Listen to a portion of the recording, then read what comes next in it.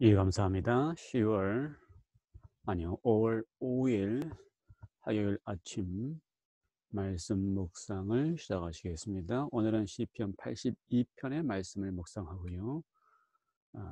말씀 묵상하시기 전에 함께 기도하시고 말씀 묵상을 시작하시겠습니다. 하나님이 저희를 깨우시고 주의 말씀으로 저희를 먹이시며 말씀으로 하루를 살 수 있는 힘을 허락하여 주시니 감사합니다. 주님, 저희들로 하여금 주의 말씀을 성령으로 옳게 분별하게 하시고 성령의 인도함을 받게 하시며 말씀 속에 계시는 사랑이 하나님을 발견하게 하여 주시고 하나님을 만나고 하나님을 대할 때에 우리의 삶이 하나님의 품성으로 담게 하여 주시며 하나님의 놀라우신 인자와 은혜를 발견하고 느끼고 맛보고 살아가는 하루가 되도록 주께서 도우시옵소서. 주의 놀라우신 은혜로 또 말씀을 폐기사오니 성령 하나님 은혜를 베풀어 주셔서 말씀을 깨닫게 하시고 깨달아진 말씀이 우리의 것이 되게 하여 주시옵소서. 감사드리오며 예수님의 이름으로 기도드리옵나이다. 아멘. 예, 감사합니다. 예, 82편 아삽의 시라고 되어 있고요. 짧은 시입니다. 1절부터 8절까지 되어 있는 시인데요. 제가 몇 차례 읽어보면서 아주 중요한 말씀이 거기에 있다라고 생각이 됩니다. 역시 아삽의 시답게 1절에서 시 전체의 주제를 언급하고 있다라고 저는 판단이 되고요. 이렇게 시작하고 있습니다. 하나님은 신들의 모임 가운데 서시며 하나님은 그들 가운데서 재판하시느니라. 예, 개역 성경에 의하면요, 하나님이 하나님의 해 가운데 서시며 재판장들 중에서 판단하시되라고 되어 있습니다. 예, 이 1절을 읽어보면요, 하나님이 재판하신다. 다시 말해서 하나님이 재판장이 되신다라고 하는 것입니다. 하나님은 재판장이시다. 예, 하나님이 재판하시고 재판장이시다. 하나님이 심판하시고 심판장이시다. 같은 개념이죠. 심판, 재판, 재판장. 재판장이 심판하신다라고 하는 개념입니다. 그런데 어디에서 심판하고 재판하시는가? 신들의 모임 가운데 서셨다. 그리고 하나님은 그들 가운데서 재판하신다. 신들의 모임 가운데서 서시며 하나님은 그들 가운데서 재판하시는 재판장이시다. 신들의 모임 어딘가? 여기는 구역에는 하나님의 해 가운데서라고 되어 있어요. 신들의 모임. 넓은 의미는요, 하나님은 우주에 거하시면서 온 우주 만물의 재판장이고 심판장이십니다. 신들의 모임 가운데서 계시는 하나님, 그렇죠? 온 우주의 재판장이십니다. 그래서 하나님이 하나님으로서 하시는 역할 중에 하나가 재판장, 심판장의 역할을 하시는 것입니다. 그뿐만 아니라 하나님은 신들의 모임 가운데서 계신다라고 할 때에 6절에 보면요, 내가 말하기를 너희는 신들이다, 신들이며 다 지존자의 아들이다 하셨다라고 했기 때문에 이 말씀은 곧 하나님은 우리를 위한 이 땅의 재판장이시기도 하십니다. 하나님은 온 우주의 심판장이시고 재판장이시고 하나님은 이 땅의 재판장이십니다. 뭐 하나의 개념이에요, 사실은요.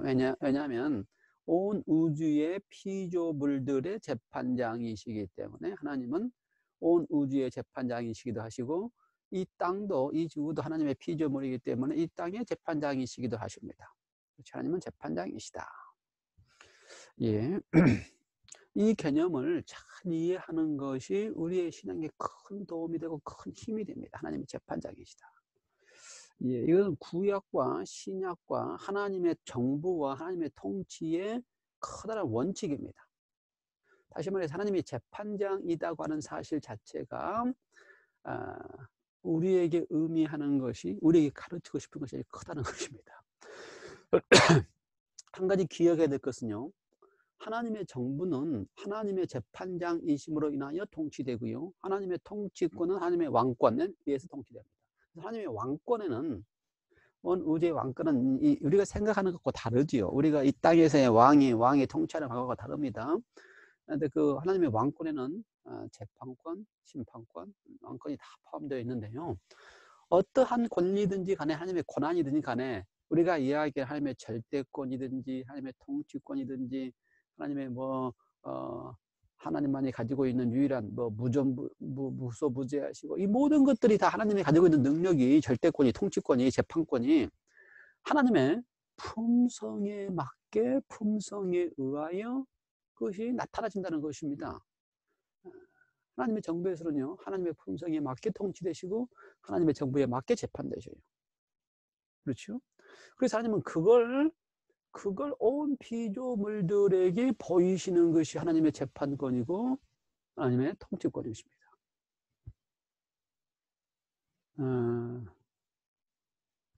그래서 지금도 하늘 우주에서는요, 그렇게 하고 계시고요, 하나님이 창조하셔서 제가 들어오기 전까지도 그렇게 하셨습니다. 그래서요, 하나님의 온 우주의 재판을 하실 때는 하나님의 품성에 맞게 이타적으로 하십니다. 근데 죄인은, 하나님의 재판권을 죄인이 다시 차지하고 난 다음부터는 죄인은 어떻게 재판을 해요? 어떻게 하나님의 재판권을 사용해요? 이기적으로 재판을 합니다. 이기적으로 사용을 합니다. 그 모습이 2절, 3절, 4절에 들어있습니다. 너희가 불공평한 판단을 하며 악인의 납보기를 언제까지 하려느냐. 왜 이렇게 합니까? 저희들은 이기적으로 하기 때문에, 모든 것이 다 이기적으로 하기 때문에 불공평한 판단을 하고 악인의 납보기를 언제까지 한다라고 하는 판단이 나오는 것입니다. 그런데 하나님의 재판권은 이타적으로 합니다. 다른 사람 중심으로 해요. 그래서 어떻게 해요? 3절, 4절, 가난한 자와 고아를 위하여 판단하며 이타적으로 해요. 곤란한 자와 빈궁한 자에게 공의를 베풀며 이타적으로 하는 것입니다. 가난한 자와 궁핍한 자를 구원하며 악인들의 손에서 건질지니라. 하나님은 이타적으로 자기의 품성에 맞게 이타적인 사랑으로 재판을 하시는 것입니다. 예, 하나님이 재판장이시다라고 하는 사실, 그래서 하나님의 왕권이 곧 재판권입니다. 어떻게 알 수 있냐면요, 성경의 역사 가운데 그렇게 되어 있어요.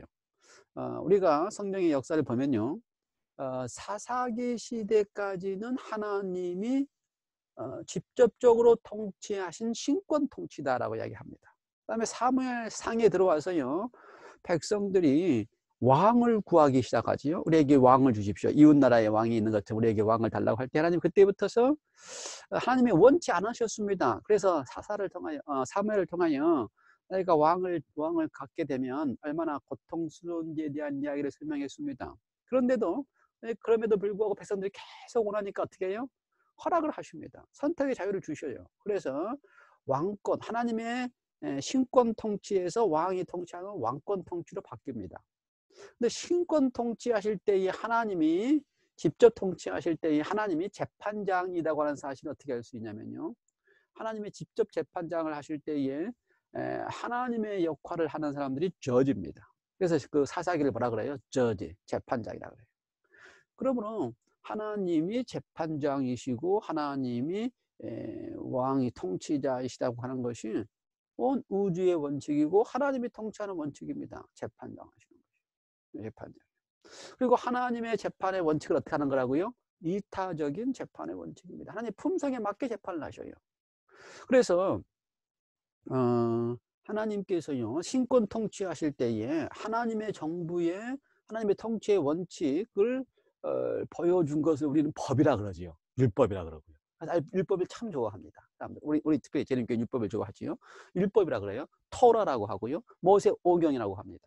그런데 하나님의 신권 정치로 재판을 하시는 이타적인 정치를 하실 때에 그 하나님의 통치의 원칙이 토라, 율법 속에 다 들어 있습니다.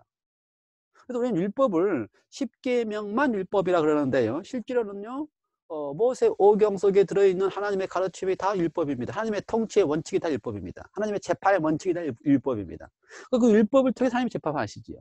그러니 율법을 가만히 보면요, 하나님의 재판의 원칙이 들어있습니다. 어떻게 들어있어요? 거기에 이타적인 하나님의 품성에 맞는 재판의 원칙, 법이 들어있습니다. 율법이 들어있습니다.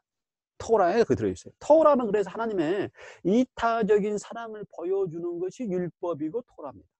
자세히 보면요, 거기 하나님의 이타적인 사랑이 다 들어있어요. 예를 들어서요, 하나님의 이타적인 사랑은 모든 피조물에 대한 사랑입니다. 그래서 하나님께서 사람이 죄를 범한 다음에 이기적이 된다는 걸 알기 때문에 구비마다 이기적이지 않도록 하는 방법을 거기다가 율법에 집어넣었습니다. 그래서 율법이 존재하는 이유는 사람들로 하여금 이기적이지 않도록 보호하기 위한 것입니다. 그 말은 무슨 말이에요? 하나님이 이타적인 사랑의 재판을 하시는 분이시고 이타적으로 통치하시는 분이니 하나님의 백성들도 어떻게 되라? 이기적이지 말고 하나님의 품성처럼 이타적인 품성을 갖도록 하라라고 설명해 놓은 것이 바로 출애굽시키면서 민족을 하나님의 백성으로 삼은 다음에 바로 하나님의 백성은 어떻게 된다? 하나님처럼 이타적인 사랑을 해야 된다는 사실을 보여주는 것이 율법입니다. 그래서 율법이 뭔지 아시겠어요? 율법은 뭐라고요? 하나님의 이타적인 품성에 맞는 사랑을 보여주도록 하시는 것이 바로 이타적인 사랑을 하도록 하신 것이 바로 율법이다. 그래서 율법의 원칙이 하나님 사랑, 이웃 사랑이라고 하는 큰 사랑인 이유는 그것이 곧 뭐예요? 그것이 하나님의 품성의 원칙을 따라가는 것입니다. 그래서 우리는 율법을 뭐라 그럽니까? 사랑이다 그러죠. 계명이 뭐라 그래요? 사랑이라 그러죠. 10계명의 원칙은 뭐라 그래요? 사랑이라 그러죠. 근데 그 중요한 원칙을 잊어버리고 하나님 우리는 그 문구에 더 관심이 많이 있어요. 내가 그걸 지키냐 안 지키냐의 문구에 관심이 많이 있어요. 근데 우리는 그 원칙이 뭐라고요? 사랑, 하나님의 품성을 내가 알고 하나님의 품성대로 나의 삶의 품성이 나오느냐 하는 것이 더 중요합니다. 그것이 계명을 지키는 거예요. 율법을 지키는 거예요. 그것이 하나님의 재판장이심을 인정하는 거예요. 예를 들어서요, 율법의 구비 속에는 뭐가 들어있다 그랬어요? 하나님의 품성에 이기적인 모습이 다 들어있다 그랬어요. 그래서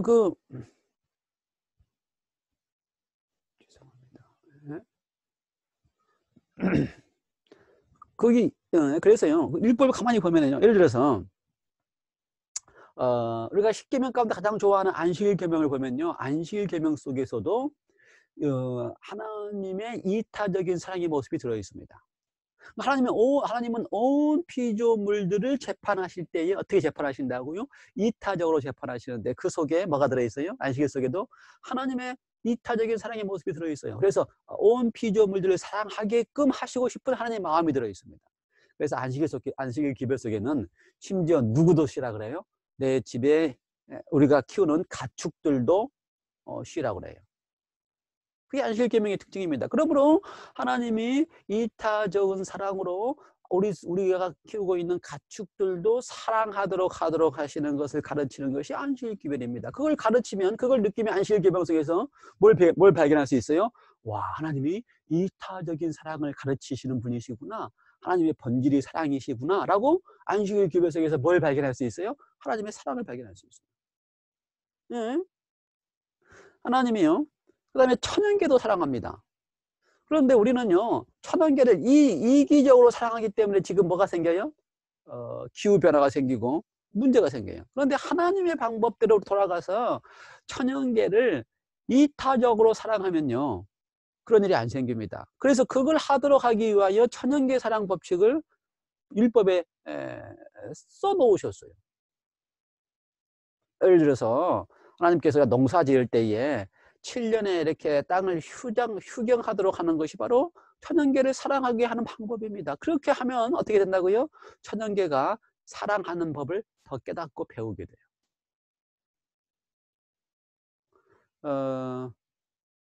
저희가 농사를 짓잖아요. 그런데 거의 지금 농사 지은 지 벌써 한 이제 6년? 5, 6년 돼 가는 것 같아요. 근데 그동안 없었던 문제가 생겨요.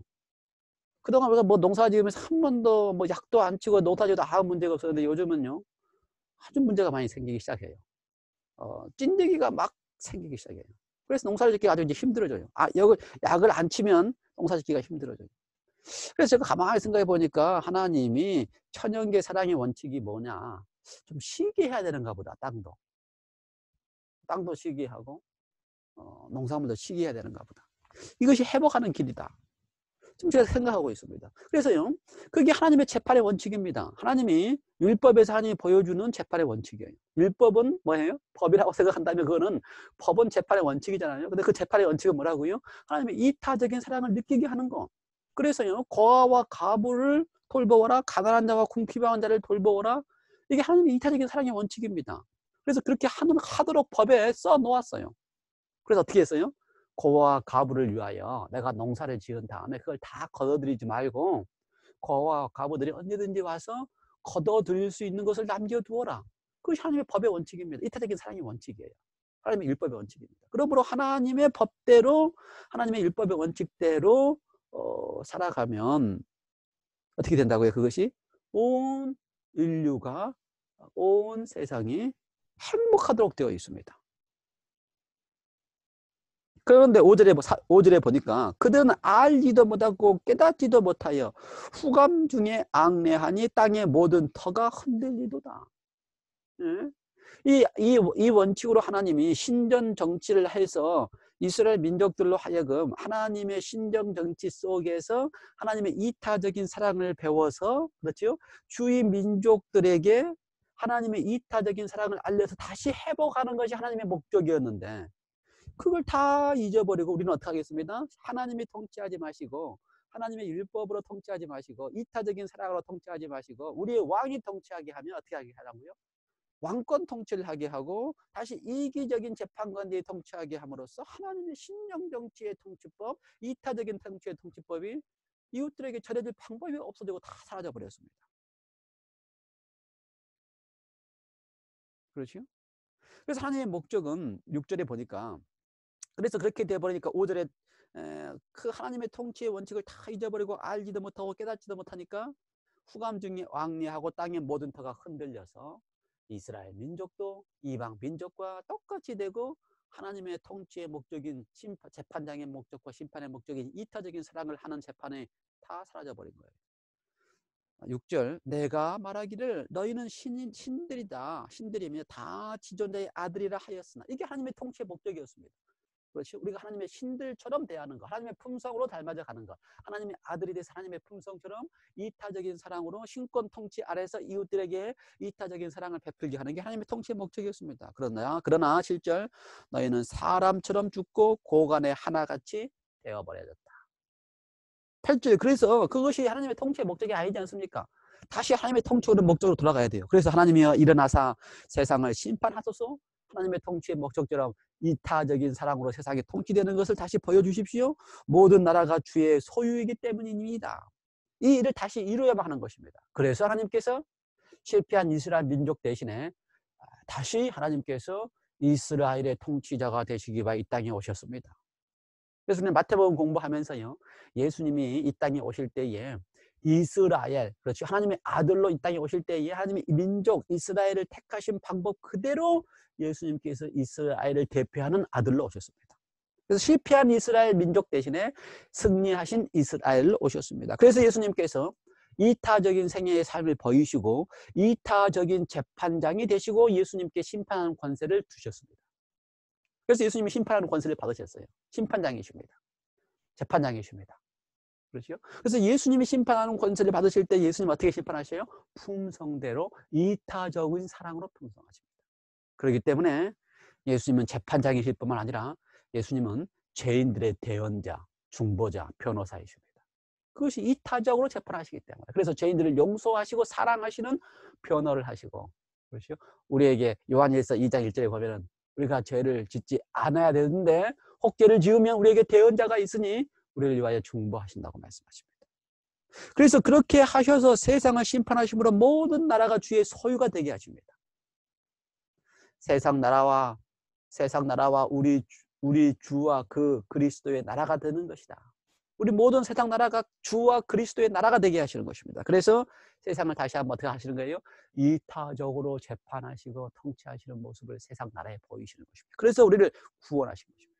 이스라엘 민족을 통하여 그 일을 이타적인 하나님의 품성에 맞는 일을 이루시려고 하시는데 실패하셨다면 이제 하나님이 직접 이 땅에 오셔서 이스라엘 민족이 되시고 우리를 하나님의 아들로 삼으신 다음에 우리로 하여금 이타적인 하나님의 품성대로의 삶이 나오도록 하시게 하시는 것이 하나님이 이 세상 나라를 심판하시고 모든 나라가 주의 소유가 되기 때문에 되도록 하시는 것입니다. 그래서 우리는 다시 율법으로 돌아가야 되는 것입니다. 예요? 하나님의 나라의 통치자는 하나님이 나라를 세우신 다음에는 하나님의 율법을 주셨기 때문에 그렇죠? 하나님이 이 세상을 당신의 아들들에게 우리에게 주시고 나서 이 세상을 심판하도록 하시는 심판자의 권세를 주신 것은 그 율법을 주시기 때문에 율법으로 하시게 하시는 것입니다. 그래서 그 율법은 우리에게 하여금 이타적인 사랑을 하도록 가르치는 것입니다. 안식일의 계명을 통하여서 이타적인 하나님의 품성의 사랑을 하도록 가르치는 것이고 그렇죠? 그 다음에 나머지 9개, 10개의 계명을 통하여 우리로 하여금 이타적인 사랑을 하는 하나님의 품성에 맞는 사랑을 하는 재판장이 되도록 하시는 그러한 것들을 우리에게 가르치는 것입니다. 그래서 우리 모든 나라가 주의 소유가 되도록 하게 하시는 것입니다. 저는 시편 82편이 아주 아름다운 시라고 생각을 합니다. 시편 82편이 하나님의 번성을 우리에게 번성인 심판하시는 사랑을 보여주시는 것이고 그것을 창조하시면서 우리에게 이루시기 위하여 신들의 아들을 만들었는데 우리는 그것을 실패했습니다. 사단 때문에. 그걸 다시 또 이루시기 위하여 하나님의 전적인 능력으로 창조의 능력으로 창조하시고 하나님의 전적인 능력으로 구원의 능력으로 이스라엘을 구원하셔서 어떻게 하셨어요? 다시 또 이타적인 사랑을 할 수 있도록 율법을 세우셨습니다. 그런데 또 실패했죠. 하나님은 포기하지 않으셨습니다. 직접 다시 이스라엘이 되시고 아들이 되셔서 이 땅에 오셔서 또다시 이타적인 사랑에 하나님의 우주의 원칙을 다시 또 세우셨습니다. 그리고 우리를 아들로 구원하셔서 아들로 삼으셨습니다. 이제 그것이 우리의 역할입니다. 이스라엘의 역할을 하셔서 율법을 주시고 이타적인 사랑으로 세상에 보이시도록 하신 것이 하나님의 목적이었다면 이제 구원하시고 율법을 주시고 이타적인 하나님의 품성의 사랑을 하도록 하시는 것이 하나님의 목적이고 이 세상 모든 나라가 하나님의 소유가 되게 하시는 것이 하나님의 목적인 것입니다. 여러분에게 제가 구원받은 백성으로서 우리에게 맡겨진 일이 하나님의 사랑을 통하여 하나님의 번성이 내어지는 재판을 통하여 재판장의 모습을 통하여 이타적인 사랑을 할 수 있도록 우리에게 하시고 그것을 이 온 인류들에게 보이심으로써 하나님의 사랑을 증거하게 하시는 일이 바로 마지막 백성들에게 하시는 일입니다. 그래서 새 천세의 기별은 바로 하나님의 품성이 믿음으로 말미암아 회복되어지는 기별이 바로 새 천세의 기별입니다. 마지막 하나님께서 필요로 되는 백성들은 하나님께서 마지막 필요로 되는 백성들은 하나님의 품성을 세상에 올바로 이타적인 사랑으로 보일 수 있는 백성이 필요로 되는 것이 백성이고 그 백성들을 통하여 하나님의 율법이 지켜진다는 것을 보이는 것입니다. 하나님의 율법은 뭐기 때문에?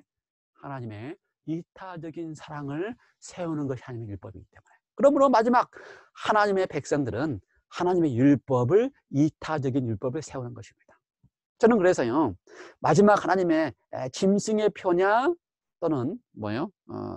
하나님의 표냐 그것은 바로 정말 하나님의 율법의 원칙인 하나님의 이타적인 사랑을 목숨을 다하여서도 이타적인 사랑을 할 수 있는 백성을 가지시는 것이 바로 하나님의 인을 받는 백성이라고 저는 믿습니다. 예, 시편 82편 넓고 큰 차원에서 하나님의 우주의 통치 차원, 창조의 차원, 구원의 차원, 그렇죠? 이스라엘을 구원하신 그 목적에서의 차원, 그 다음에 하나님 이 땅에 오셔서 우리를 구원하신 그 목적의 차원이 다 하나님의 품성이 이 땅에서 이루어지는 것입니다. 품성에 맞게 창조하셔서 그것을 이루어지는 것이고요. 구원하신 다음에 하나님의 품성에 맞도록 이스라엘 민족들이 이루어지는 것이고요. 그 다음에 다시 구원하셔서 우리를 하나님의 품성의 목적에 만들어서 이루어지도록 하셔서 그것이 율법을 완성하는 것입니다. 그러한 율법의 완성이 우리 속에서 하나님의 놀라우신 은혜 가운데서 이루어지기를 간절히 바랍니다. 기도하시겠습니다. 하나님 아버지, 하나님이 온 우주의 신들의 재판장 되시고 이 땅의 백성들의 재판장 되어주시니 감사합니다.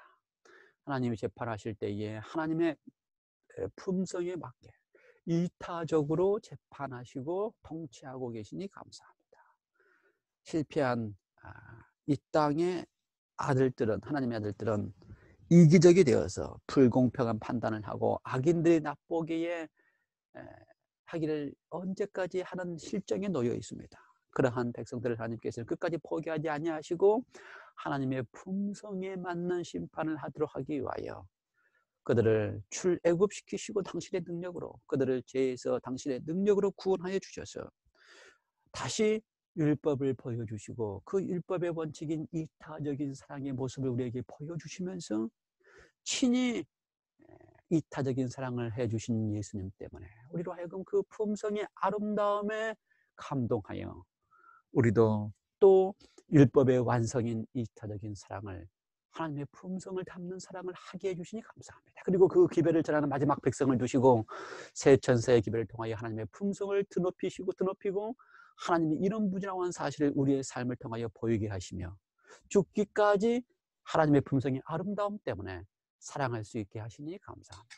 우리로 하여금 그러한 백성 되게 하시고 그러한 백성이 세상에 하나님의 소유이기 때문에 그러한 백성을 세상에 두시고 그러한 백성을 통하여 세상을 구원하시는 하나님의 놀라우신 일이 이루어지게 하시니 감사합니다. 우리로 하여금 그러한 것을 깨닫고 그 일을 마지막 때의 마지막 남은 백성으로서 이룰 수 있게 하여 주시옵소서.